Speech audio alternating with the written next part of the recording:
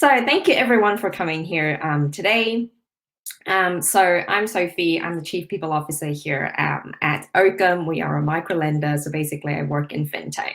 Now, one of the most important things I've learned throughout my career, especially having a career in HR, is that being able to put great performance management or development plans in place are obviously very, very important for the company.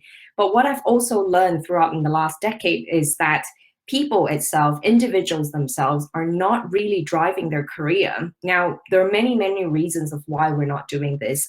Sometimes it's based on the fact that maybe it's not a healthy environment. Maybe there is some blockers or challenges working with the right kind of manager, or sometimes maybe as simple as not really having a development plan in place. Now, what I really want to go through today is I want to help you put your career back in place, and I want to help you get back in charge in terms of how you will manage your career. So I'm also a coach and an executive coach. What I'm really going to go through today is really hopefully to give you four main things and four main tips that I use all the time in coaching, as well as internally in my teams as well, to help put you back in the driver's seat for your career. So let's start.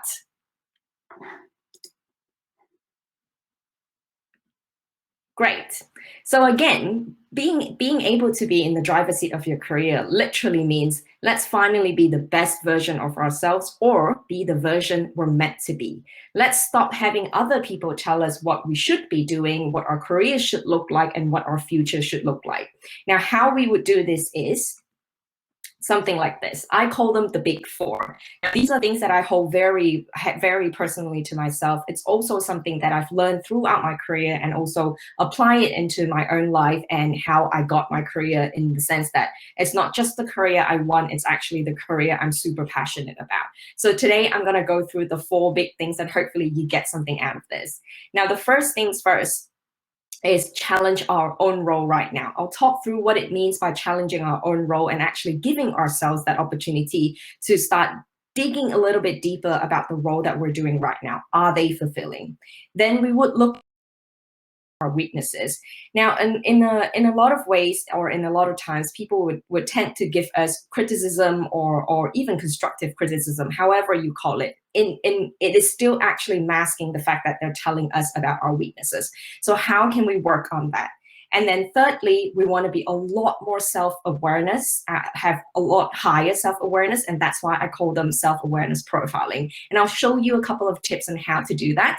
And then finally, it's a framework that I've created that's called a mastery framework. So it's basically something that is going to be able to be a lot more tangible for you yourself. And you can also use this as a tool for your next negotiation, promotion, or even just a one-to-one with your manager. Right, challenging your role. Now, challenging your role, obviously, it sounds quite simple and it sounds quite straightforward. But essentially what it means is we want to start asking ourselves these questions. Can I do this forever? Am I fulfilled? Why aren't I doing the thing I'm actually good at? These are the kind of questions we should be always asking ourselves in general terms. However, what it also means is, technically, if you're currently in a role right now, and you're three years in the company, or you're 3 years in your career at the moment, and you kind of feel like, I'm not sure if it's an early stage for me to feel plateau, but I also don't feel like I'm being challenged at the moment. Now, if you're in an environment that doesn't constantly challenge you, why are you leaving this to other people to help define this for you? Why aren't you taking control of it back for yourself? So start asking yourself these questions to start creating that kind of self-awareness.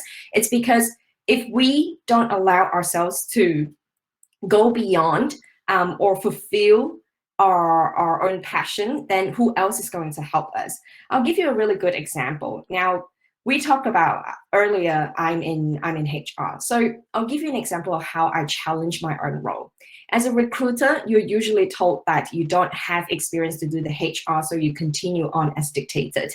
In my early stage in my career, I was always a recruiter, and then I eventually pivoted into HR, and now I'm pretty much doing a HR generalist role. in the early stage of my career, I've always had people tell me, well, I'm just a recruiter, and recruiting and HR are basically on two different sides of the pillar. So because of that, I won't have experience, or have not had track record or proven experience to do HR. So I should just carry on, have a very streamlined career, and just carry on and maybe move up to a senior recruiter, becoming a head of talent, and so forth. Now, what I had then done was defy that. I didn't want someone to tell me what I should be doing in my career. So if you were in a space to start asking yourself those questions, you would suddenly feel like, well, if I really think about it and start zooming out, as a recruiter, I often work alongside HR to understand the key metrics for employee development. I talk to a lot of candidates, which means I know the market a lot better, as well as creating career programs, because at the end of the day, when I want to compete with the market, or when I want to sell a role to a candidate, these are the information I should be using and I should be talking about anyway. So if you were to start challenging your own role, you would be able to put yourself in a much better position to see the optimism, as well as to see the benefits that you have coming out of your role. So that's the first step. Then we're talking about replacing our weaknesses. Now, replacing our weaknesses is basically, first, we need to understand our weaknesses, right? So people often say that as HR, I'm limited to just people and culture, which is true, which is a very common party saying. But what it also means is my weaknesses is allowing others to tell me what I'm limited to do. So this needs to stop. For example, what I should be telling myself is, well, because I work with people, I'm actually pretty good at stakeholder management, which means I should be able to do other types of role. When I'm looking after people and I'm looking after culture, more than often, I have great conversations with the leadership team. I'm able to be very complimentary to the rest of the leadership team. It's because my role is predominantly looking after people, and that could mean salaries, that could mean promotions, that could mean development, but that could also mean solving leadership issues or solving conflict, which happens in each and every team. So definitely not limit yourself just because people have told you or given you constructive criticism and you've taken it on as just weakness. So stop doing that. Stop doing that to yourself. I also want to point out that if you adopt a growth mindset, which is a really, really good tool for you to look at, and it will really help you stop looking at them as weaknesses. Now, what it means is when you've got a growth mindset, it creates freedom. So I can be telling myself that I can fulfill my inspiration by accepting criticism and embracing challenges. But on the other hand, if you don't have a growth mindset, fixed mindset becomes very limiting. People often say, I can't, so I try to avoid the challenges. Because of that, my abilities are now fixed, or if not limited. So make sure you adopt a growth mindset when you're trying to challenge your own weaknesses. Thirdly, this is one of my favorite parts, which is self-awareness profiling. Now, I'm not sure how many people out there loves doing psychometric tests or personality tests, but self-awareness profiling do come from there. So let me give you an example. Personality tests, coaches, mentors, these are things that we all call resources around us. You could have a network you can tap into that you are lucky enough to get coaches or mentors. There's many, many options you can do that. You can even get mentors from the Women Tech Net website. At the same time, personality tests, on the other hand, gives you an understanding, or gives you a way clearer understanding of yourself. So my advice here is, let's get on to understanding ourselves a lot better. Let's not wait for someone else to tell us what we're good at or what we're bad at. We want to finally be in control so that we can be in front of the narratives used to describe us. I don't want someone to be describing me as aggressive. I would like to change the narrative to describe myself as resilient, for example. So for as long as you understand yourself a lot more, you're able to be in front of the narrative. what I would love to share with you today is, for example, who am I? Now, these are my personality tests. Using the Myers-Briggs test, I am an INTP. Using the 16 personalities, I am a defender. Using the Enneagram test, I am a number 8 and then a wing 2. Now, what this usually tells me is I'm an introvert by nature. I am passionate about my beliefs. I am resilient. I can be judgmental because that's the way my brain works. I'm always ready to help, but I'm also prone to burnout as a consequence of that. I'm organized, I'm a perfectionist, but I'm also really impatient. So as you understand yourself a lot more, you are able to be in front of the narrative, but at the same time, you also are a lot more comfortable in your own skin so that someone else wouldn't tell you what you should be and what you should not be. So make sure you take the advantage of actually trying to understand yourself a little bit more. So that's my third tip. Now, finally, what we call mastery. Mastery is a beautiful framework that I've been able to sort of adopt by reading the Daniel Pink book. Now, to me, mastery means everything because it finally puts me back in the driver's seat.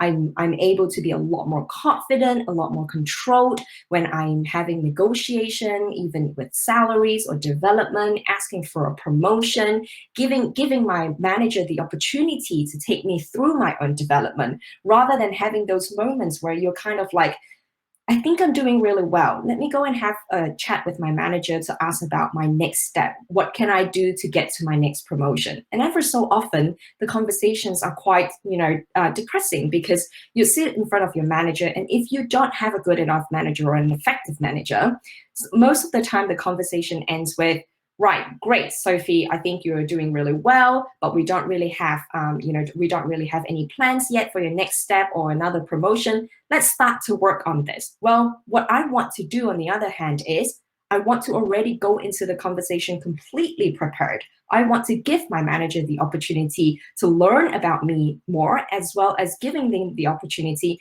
to support me in the things that I actually need support with. So let's have a look at what does mastery mean. Mastery means clarity on my career and growth goals. What I want to also describe today is career goals are basically performance goals. Now, in my role, I have different kind of performance goals. For example, employee engagement needs to hit a certain hit a certain percentage. I have targets on retention. I have targets on hiring and so forth. So these are my performance goals. But what does growth goals means? Now, growth goals are basically things that I would love to work on that can actually help me get to not just this next stage, it will continue to evolve into my next step, my further step, and my final step. So what it usually means is I want to be less anxious when speaking in public. Now, the reason why I put them down as my growth goals is because if I'm a lot more confident speaking, I believe I could lead better and I could be a better manager. Secondly, I want to be more confident in proposing new ideas. Now, what this means also is when I'm proposing new ideas, I want to have a confident tone. I want to be able to really showcase my ideas, that I have justified them and I've done my research and I'm fully prepared to take on any feedback. It's because I've done the hard work in proposing my ideas, rather than feeling, okay, there's too many people in the room right now. Maybe it's not the right time for my ideas. I'll wait for the next time. This is how you miss out on opportunities. Then another growth goal of mine is I want to be better at managing my emotions when I receive criticism. Remember, we were talking about my personality. I can be impatient. I'm also a perfectionist, which means by nature, if someone were to tell me that I haven't done well enough in something that I've put my heart and soul into, I take it quite personally. And sometimes it really hinders me as a manager or as a leader. So when I think of my growth goals like this, I want to put it in because I want to continuously and have that effective management around my emotions. When I receive criticism right now, I take them on not personally, I take them on as a challenge. Right. Thank you very much for giving me that that feedback. I would take that on and I will make sure it doesn't happen again, or I would do better. So that's a really good way of looking at growth goals. Remember, growth goals will continue to be there as you continue to grow and get better at them, but it's always good to give yourself some goals. Some of the bad growth goals are, I want to speak better in public. What does that mean? It doesn't really have a lot of context. It doesn't really show you what you need to improve on. I want to propose more new ideas when asked. Well, this doesn't really show that you are really proactive. So really try to help yourself understand what are the things that you're good at. And then the final one that I don't quite like is I want to do better at avoiding criticism. Avoiding criticism is not a great goal, because what you should be doing is receiving them and then take on the feedback and work on them. So this is a way of doing mastery. Finally, how mastery works is, remember, mastery is about setting your goals in place and then also being in a comfortable position that you can now carry on your career or your development however you want to shape it. So there are 4 steps here. I would list down my weaknesses when I'm ready to change. Let's recap. And then I'm not fully self-aware right now, so let me do that so that I'm fully self-aware of my innate strengths that makes me comfortable. I also want to know my career goals and my growth goals. Career goals are usually quite simple and straightforward because it will come with your role. Then finally, I want to propose my desires to succeed to my managers or during negotiations or during interviews as well. So hopefully you've learned something from there.